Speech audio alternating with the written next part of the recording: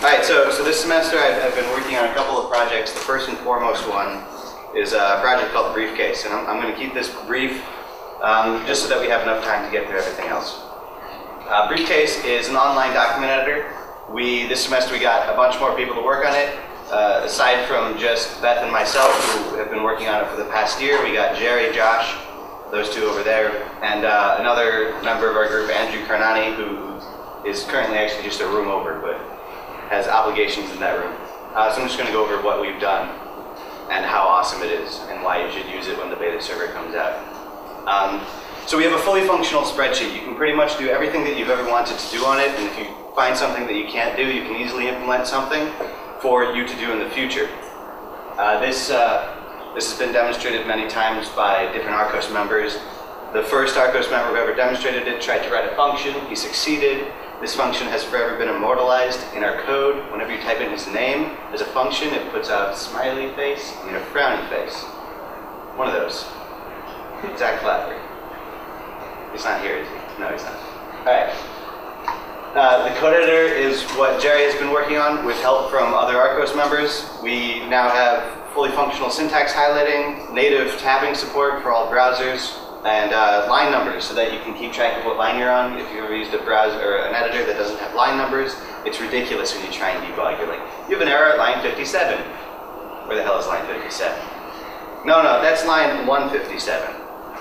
That's not helpful. All right. We also have multi-user editing, finally, after weeks and weeks and months of saying, hey, we're going to get this finally working. We're going to have people able to open up the same document on 2 different computers and be able to talk to each other and edit the same documents at the same time. It works. You can now do that. You can share everything you've ever wanted to, and it's beautiful. The Django server has also been completely redone from the ground up. We're using proper client-server communication and correct templating, which is actually a big deal relative to the way that we were doing it before. We didn't really know how to use Django. I still say that I don't know how to use Django, but we know how to use it better than we used to. And that's it. All right, so that's all of Briefcase. Does anyone have any questions about Briefcase? Yes? The code editor, what languages does it support?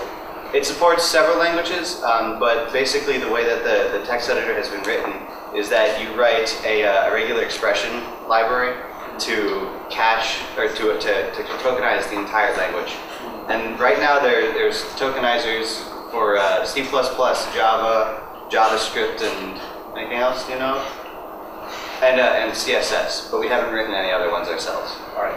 But again, it's not that hard. It's like 7 or 8 lines of code to write your own tokenizer. It can't support in-depth languages, like if you try and write JavaScript inside of HTML, it still won't tokenize the JavaScript inside of that, but it will say, oh, this is not HTML. This is JavaScript, but it won't color that because it is just regular expressions. Yeah?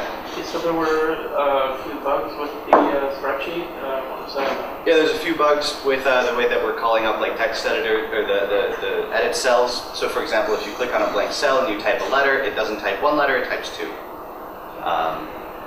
That's a really weird bug. We don't know why, but it'll be fixed. We're switching over from Canvas to a native table to run the spreadsheet. That'll be faster. Oh yeah, you're laughing because you had that idea years ago. No, I didn't say it before. But we're finally doing it now that we have a working model. Okay, any other questions? Demo time. Demo time? I don't have a server running on my computer.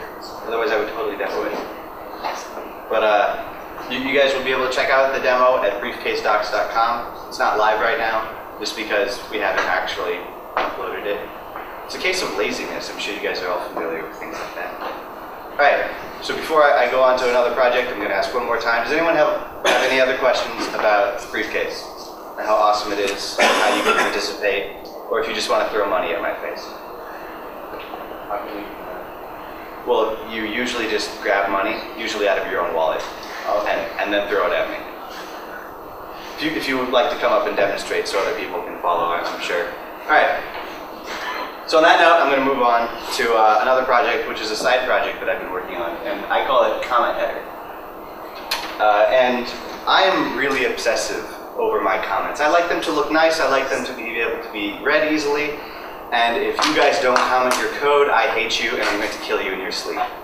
Because anyone who ever gives me a piece of code, they're like, hey, I wrote this for you, or hey, this is a great addition to a piece of software. You should use this library, right? If it's not commented, it's crap. You should not use it. It will not work. If it breaks, you cannot fix it. It's horrible. Everyone here should be commenting code, and this program will help you write amazing comments because they look nice. So it's a simple C script, and it's up on GitHub, so you can pull it down and install it.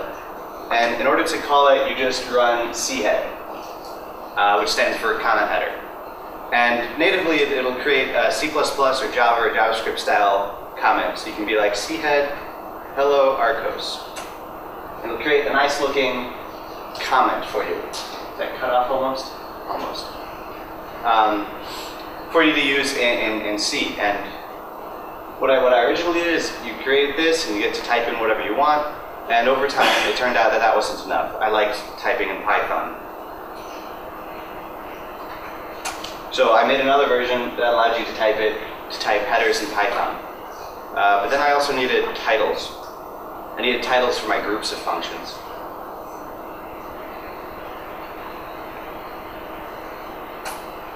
So I added a way that you can add groups of titles, or groups of functions to add, so that it looks different and you can still read your code very easily, tell the reader what's going on. It's all great.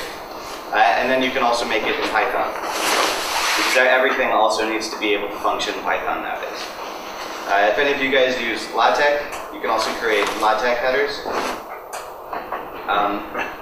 And everything will work exactly the way you want to until you find a bug, and then tell me and I'll fix it, because there shouldn't be any bugs. Ever. Okay. So originally that worked very, very well, but then whenever you wanted to type your code, to type in your comments in the code, you would self-wrap your comments and you'd append lines at the other side. So you wouldn't actually have the program doing everything for you. You'd still do some parts of the program yourself. So let's see. So this is some lorem ipsum text. If you guys don't know what lorem ipsum is, it's fake words. It's meant for typesetting and helping things look nice when you don't really have anything to put there. A lot of web designers use it, and I'm going to use it today because I am, again, lazy. So there's another flag that you can type into chead.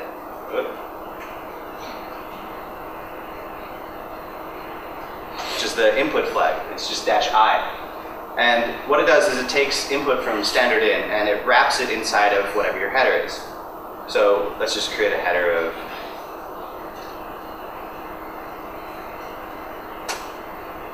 So it'll wrap everything very nicely and create a nice formatted text box for you. It's amazing. Everything works fine. And then you can just select that and copy that into your code, put it in front of all of your functions.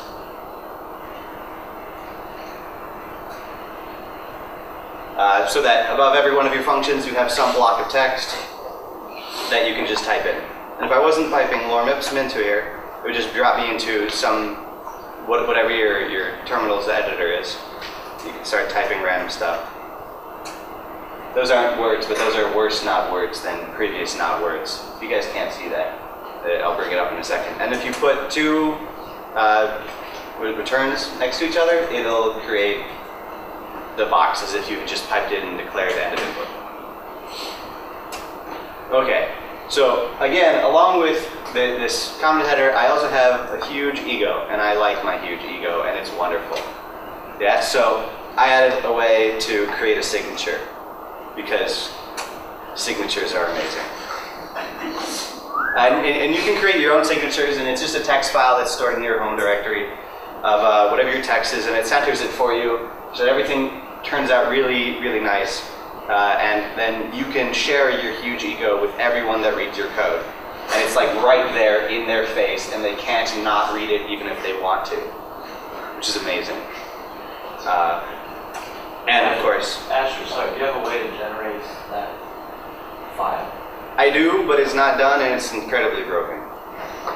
But I ran into a problem of what if the characters of your name go over 80 characters? Yeah, right? Like then it looks okay. Well, here, this is another. So a signature, but I'm also going to make the width of the box 50 instead of 80. No, 30, right? And your name ends up looking like that. And that's not nearly as egotistic as the other one.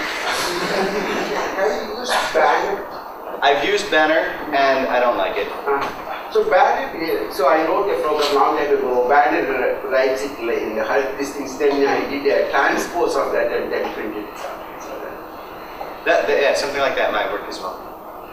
If you, like I just did here, you can also change the width and the height. Let's say you don't like having 80 characters standard. You can make it 120, you can make it 7. You can also fill it with a bunch of blank space. Let's say like 20 lines of blank space. And it'll just fill it with blanks. They're all spaces. Very convenient stuff. And then, again, you can add whatever flags you want, like to turn them into Python or LaTeX headers, and they fit nicely in your code. And along with being able to modify the width and the height, I also added another function to output a license for you. Because the other thing that I really hate doing when I'm writing code is finding my favorite BSD license, adding myself as the lead copyright owner, and then putting it into my code. So generate a BSD license, because that's the best license. Because I can read it. Yeah, because I can read it, and you'll be able to read it too in a second. And I'm going to make the copyright holder me. And then it'll automatically generate the license for you. And again, if you change the width or the height, it will, or not the height, but if you change the width, it'll compress it and wrap it nicely so that everything will look good. But again, like I said earlier in the presentation, I'm incredibly lazy. Walking, or moving my mouse from one corner to the other corner to copy stuff is such a pain, right? Like you have to go all the way down here, and then drag it all the way up here, and then you have to hit Control-Shift-C, right? And then, oops. And then you can go into your editor, and you can paste it. I'm like, okay, well that's horrible. I don't want to do that. And some of you may be saying, oh, well, you can just like pipe that into a program that copies it to your clipboard for you. But then I have to type so many extra characters of like pipe, space, xclip, enter, right? That's just way too much. So instead of that, I added a V flag for paste because all the other letters I already used with flags. There's way too few letters. There's only 26 of them. There need to be more. There's only 96 keys that you can type, 94 or something like that. So if you use this command, it does absolutely nothing, and nothing appears in your terminal, and then you can go home and cry to your dog because nothing happened. But then if you go into your text editor, you can paste it as if you had just copied it. And though I just copied the exact same thing, some of you may think, well, Asher, you're just lying. You just pasted the exact same thing you pasted before. Your clipboard didn't change. All right, well, yeah, you're right. That is something I could have done, but I didn't. So this time I'm going to use my signature because egotism and laziness go hand in hand, which is what this function does. And again, it did absolutely nothing. So I go back into my text editor, and now I can paste my signature into my code as if it had been there all along. It's a really cheap, easy way to get nice looking comments into your code so that when people see your code, and believe me, they will, they do, they'll be like, wow, those are comments, right? And not like the sprinkled comments of like the one line or line by line, what every line of code does. Those are even worse, right? If you have a line of comments for every line in your code, you now have to read twice as many lines of code. It's horrible. You want like 3 sentences of like, this 100-line function does this. All right, cool. Now I don't have to read the function. So that's what I hope to instill upon all of you, that you guys can all go out and write better code, get good jobs, make lots of money, make the world a better place, change the world. Why not?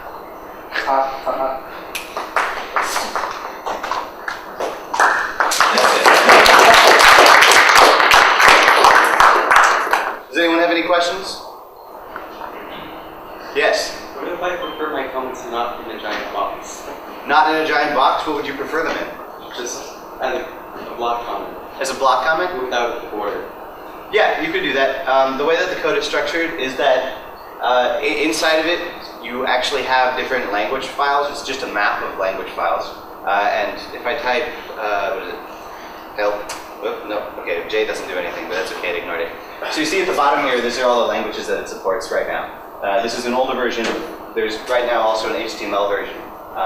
But if you wanted to, you could create a language version where all the borders are nothings. And then just have some extra flag of outputting nothing. And then it'll just do everything that you just saw it do, wrap it and fit it to the current column height, and then all the borders would be blank. You'd still get the title up there at the top. But again, that's something that could be added as a feature. Like, no, I don't want to fix anymore.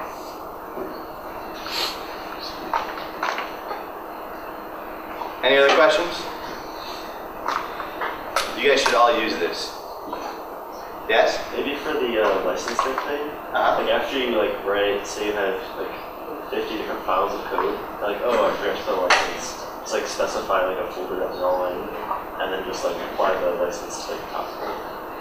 That might be a good idea, but I'm under like another lazy factor of everything should be able to do one thing and one thing well, which is, I believe, the Linux philosophy, or the Unix philosophy. One of those. So if you wanted to do that, you very well could. I know one of my friends, Vera, she's not here. She took this and made a script to run through her LaTeX code and turn her like little comment, or what did it know? Sections. Above every section, she created a title of this comment, and it just used this program in order to do that. So you could easily write a batch script using this to do exactly what you want, but it doesn't need to be embedded in this program. Yes? How do you spell license? That's a good question. I don't know how to spell license. Yeah, I know you English don't. way. Okay, well, I'm going to... So one of my friends, I'm horrible, atrocious at spelling, right? I'm shocked I got my name correct. But has told me that if he just reads all of my code, right, which is all spelled incorrectly, as if I had a heavy British accent, like an old English accent, it sounds wonderful, right? With horribly misspelled words.